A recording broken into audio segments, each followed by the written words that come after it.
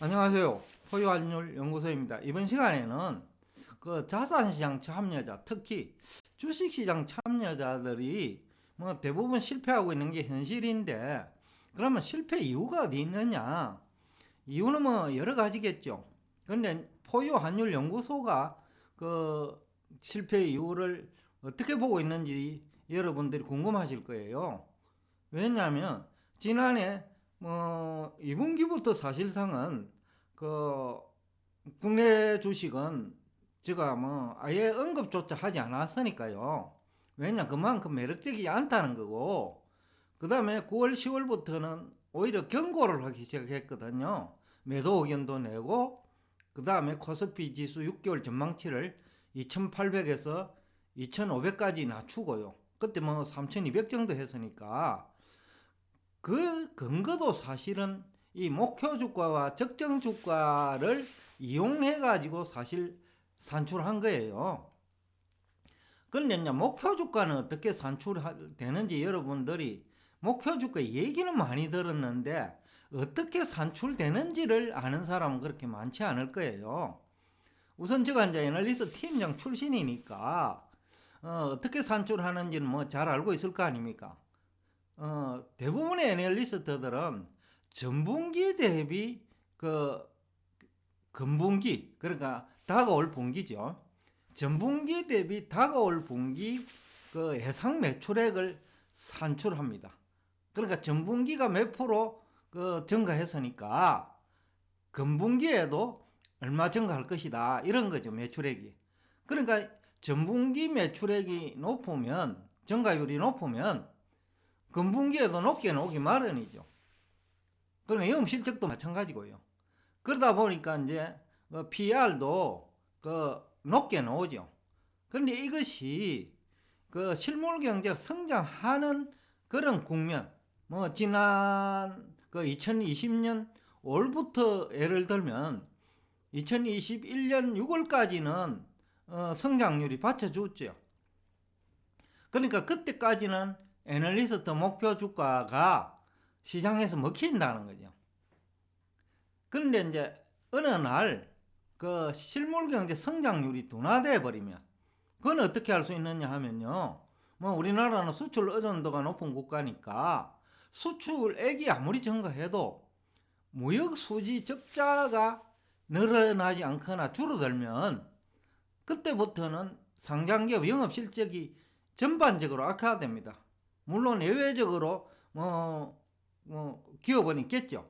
그러나 이제 지수 개념으로 보면 지수와 종목은 분리될 수 없기 때문에 지수 개념으로 보면 어떻게 보면 지난해 6월부터 꺾인 이유이기도 하죠. 환율이 올라간 이유도 무역 수지가 악화된 것이 원인이고, 또 무역 수지가 악화된다는 것은 우리나라 기업들이 전반적으로 무역을 통해서 이익을 보는 금액이 작아진다는 거겠죠. 아니면 적자가 발생하거나. 그러니까 지수 개념으로 적정 주가가 2021년 6월부터 사실상 꺾인 거죠. 그래서 포유환율연구소가 지난해 9월부터 방송을 했습니다만 준비는 7월부터 했으니까 그때부터 우리 목표 주가와 적정 주가가 괴리가 이제 생길 수밖에 없다라는 판단하에 10월 초경에 원래 지난 6개월, 그러니까 코스피 전망이죠. 지수 전망인데 2800에서 2500까지 낮춰버린 거죠. 그 당시로서는 아무도 믿지 못했겠죠. 애널리스트들은. 그런데 이제 포유환율연구소가 애널리스트들 많이 다니고 있었기 때문에 쉽게 의사결정을 할 수 있었는데, 그래서 앞에서도 얘기했지만 애널리스트는 전분기 대비로 향후 다가올 분기, 그러니까 가깝게는 금분기죠. 금분기 매출액과 영업실적을 산출하니까 경제가 전반적으로 회복될 때는 맞아 들어가요. 그런데 어느 날 경제가 회복이 멈추거나 둔화되기 시작하면 애널리스트 목표 주가와 그 다음에 실제 주식 시장이 다르게 움직이는 거죠. 그러니까 이제 목표 주가를 그 신뢰하는 기간은 그 실물 경제 성장률이 유지될 때 그 애널리스트 목표 주가를 믿어도 된다는 거죠. 그때까지는.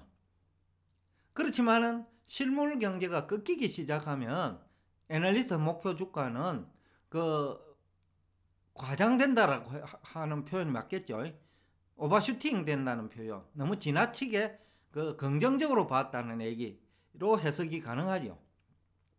그러다 보니까 이제 애널리스트 산출하는 주가 수익률이 낮아지죠. 실제보다. 그러니까 저평가된 것처럼 보인다는 거죠. 주가가.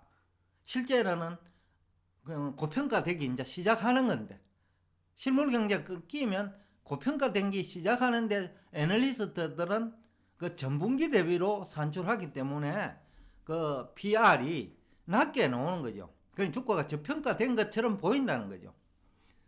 여기다가 매출액 증가율을 이제 높게 책정한 것도 이제 문제인데, 그러다 보면 이제 영업실적이 나빠지죠. 그런데 목표 주가는 거기에 더하여 그 본인들이 산출한, 그러니까 애널리스트들이 산출한 적정한 가격 수준보다 20% 정도 또 더 높게 제시를 해요. 그 전체적으로 한 3, 40% 높게 책정되죠. 대부분의 종목이. 그래서 지난해 6월 대비 지금 원래 현재 6개월이 지난 시점에요. 얼마나 꺾였나 하면요. 한 40%, 50% 내린 주가가 많은 거지요. 그러니까 어떻게 보면 적정 주가에 수렴했다고 할까요? 그러니까 애널리스트가 산출한 적정 주가도 너무 높고 목표 주가는 더욱더 높으니까 결국 현재 실제 산출되는 적정 주가, 그러니까 실제 영업이익, 실제 PR가 이제 비슷하게 되는 거죠. 그래서 주가가 하락한 이유이기도 하고, 포유환율연구소가 지난해 10월 초에 6개월 전망치를 2800에서 2500까지 하향 조정한 이유이기도 하죠. 그러니까 목표 주가를 따라서 추격 매수하면 위험한데 언제 위험해지느냐? 실물 경제가 둔화되기 시작하면 애널리스트가 제시하는 목표 주가를 따라가면 실패 확률이 90% 이상이다 라는 어떤 분석이 가능하겠죠. 그 다음에 한편 적정 주가를 하는 개념이 있습니다. 목표 주가와 적정 주가는 다른 개념이에요. 또 적정 주가도 애널리스트가 산출한 적정 주가와 실제 실적, 그러니까 매출액, 영업 실적을 가지고 산출된 적정 주가는 다르잖아요. 그리고 이건 또 시장금리와 밀접하게 연관되어 있어요. 왜 그러냐면 미국이 이제 뭐 금융시장을 주도하고 금융선진국이니까 이 시장금리를 굉장히 중시합니다. 왜냐하면 금리라고 하는 것은 안정적인 수익률과 관련되어 있는 거거든요. 여기서는 기준금리 아닙니다. 그래서 포유환율연구소가 기준금리 연준이 몇 프로 인상하든지 관심도 없습니다. 없고 오로지 시장금리가 상승하는지 그렇지 않은지에 관심을 두는 이유도 선진국인 미국에서 기준금리를 중시하지 않아요. 투자자들은, 특히 고수들은 시장금리를 중시해요.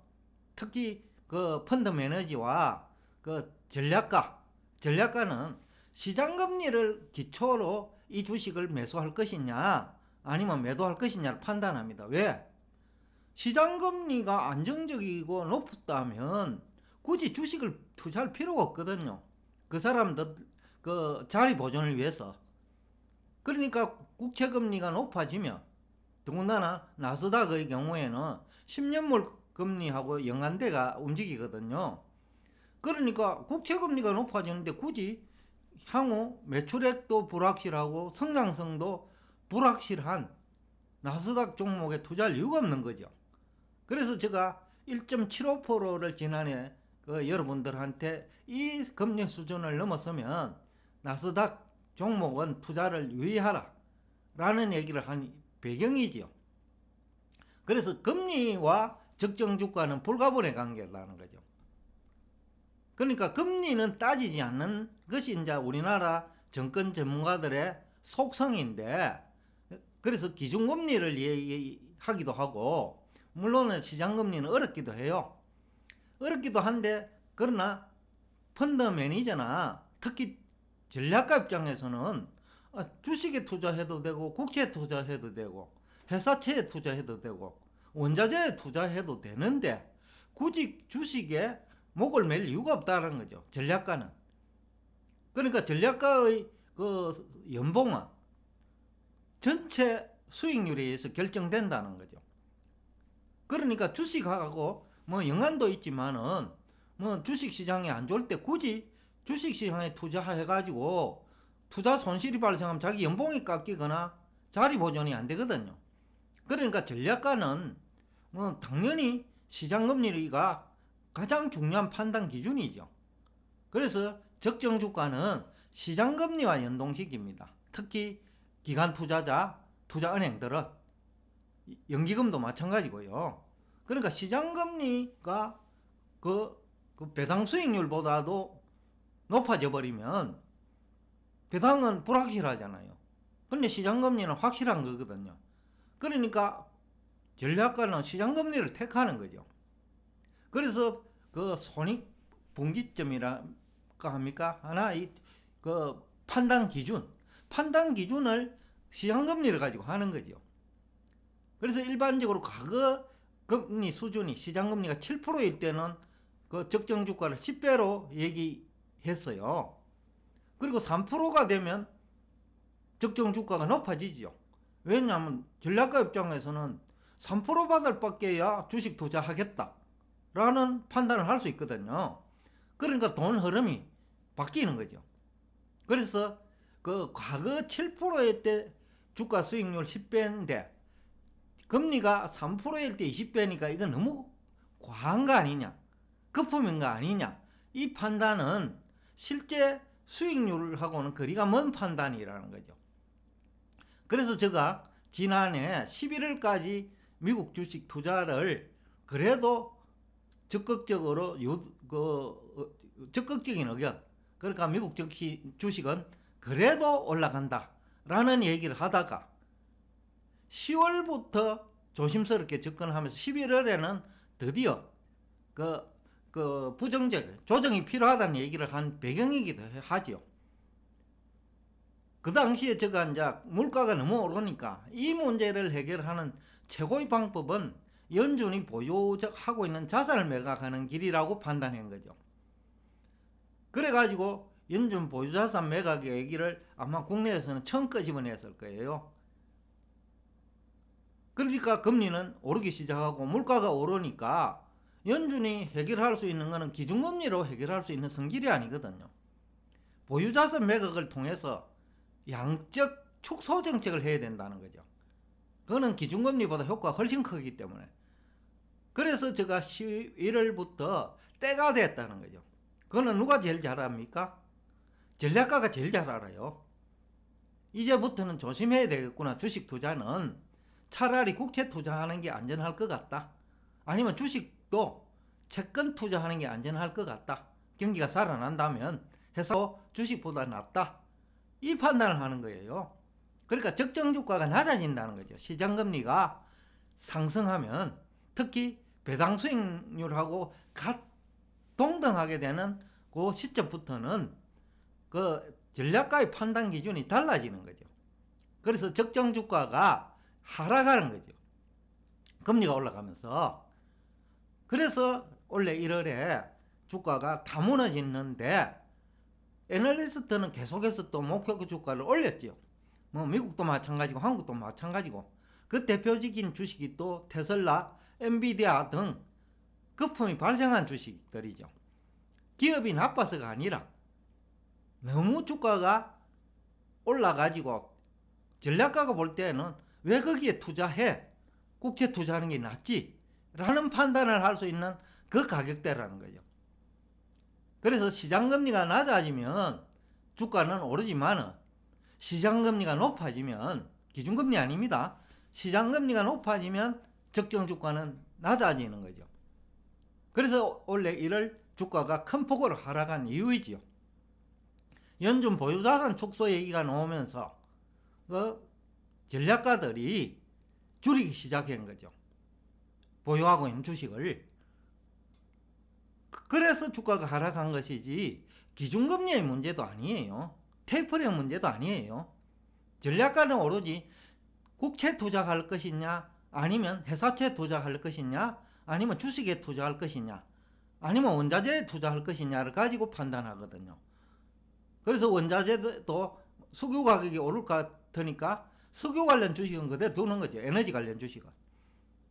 그러니까 에너지 관련 주식은 더 올랐고, 또 다른 또 금리가 오르면 수혜가 아닌 손해를 보는 나스닥 종목은 매도하기 시작한 거죠.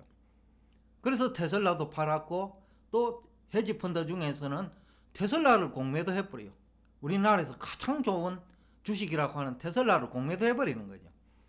엔비디아 다 좋다 하는데 자손한테 물려줄 거야 라는 주식이 엔비디아라고 하는데 그거 팔기 시작해버리는 거죠. 그러니까 금리하고 관련되어 있다는 거죠. 이것이 기준금리가 아니에요. 시장금리예요.